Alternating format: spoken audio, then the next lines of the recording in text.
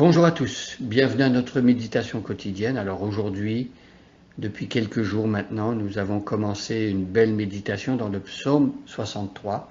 Nous l'avons dit au début, c'est un psaume écrit par David, le roi David, un psaume qui raconte une expérience qu'il a vécue, une expérience personnelle quand il s'est retrouvé dans le désert de Juda, un lieu aride.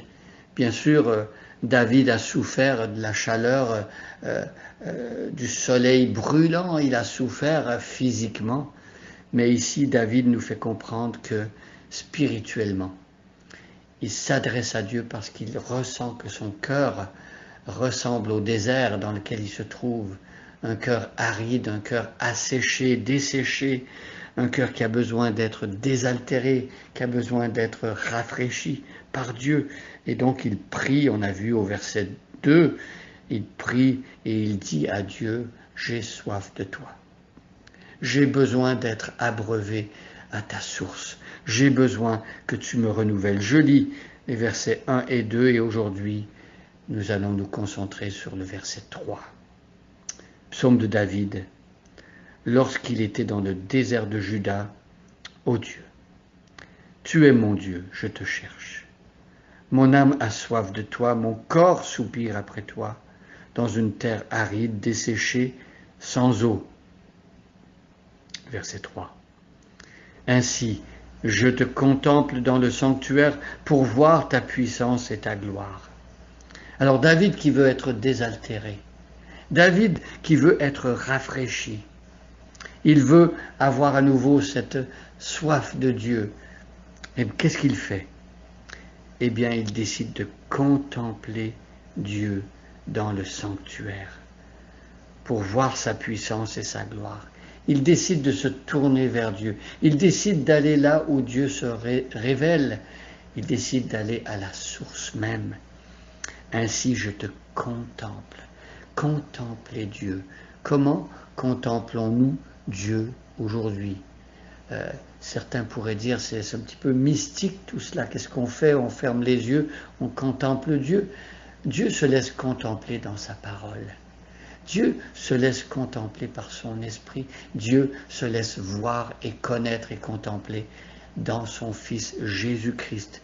Celui qui a vu Jésus a vu le Père. Jésus lui-même a dit, celui qui m'a vu a vu le Père. Et Jésus a même dit, moi et le Père, nous sommes un. Quand nous contemplons Jésus, quand nous contemplons son œuvre à la croix, sa vie parfaite, sa façon de traiter les pauvres, les misérables, sa façon de s'arrêter, de nourrir ceux qui ont faim, de guérir les malades, eh bien, nous contemplons Dieu. Nous contemplons Dieu en Jésus-Christ. Et là, ici, David nous dit, je te contemple dans le sanctuaire. Et David recherchait en contemplant Dieu, il recherchait à voir sa puissance et sa gloire. Quand nous parlons du Dieu de la Bible, nous parlons d'un Dieu puissant, nous parlons d'un Dieu tout-puissant, nous parlons d'El Shaddai.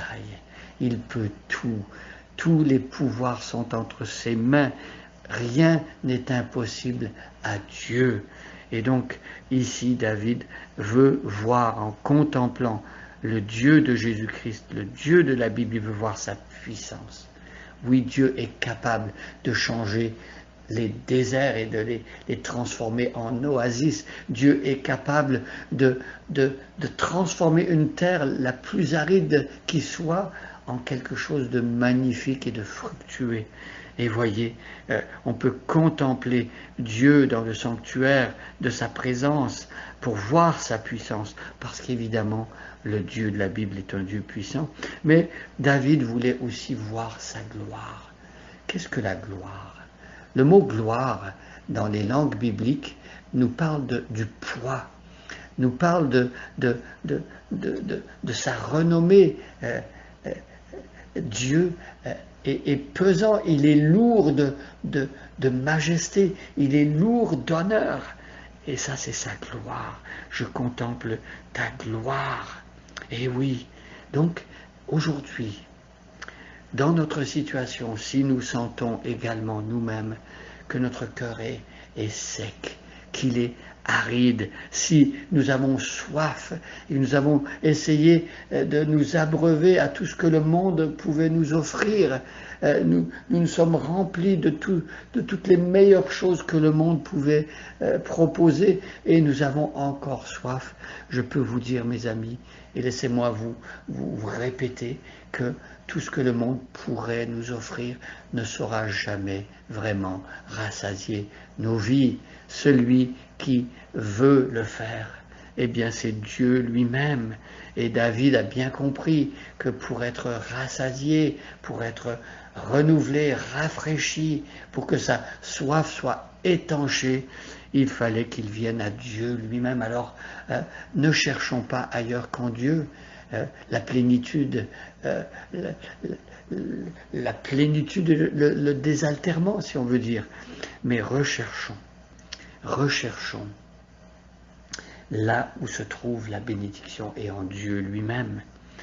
Oui, alors nous allons voir demain encore un peu plus profondément à quoi ressemble cette bénédiction, à quoi ressemble ce désaltèrement, à quoi ressemble cette soif qui va être comblée. Mais aujourd'hui, dans ta situation de dessèchement, et étant devant Dieu avec une soif que tu n'as pas pu étancher, eh bien, je te propose de te tourner comme David, de parler à Dieu, de répéter sa prière. Tu es mon Dieu, je te cherche, mon âme a soif de toi, mon corps soupire après toi. Oui, soupirons après lui. Inclinons nos vies vers lui et demandons-lui de se révéler à nous. Bonne journée à chacun et à chacune. Recevez de lui le désaltèrement en abondance et soyons tous bénis. Amen.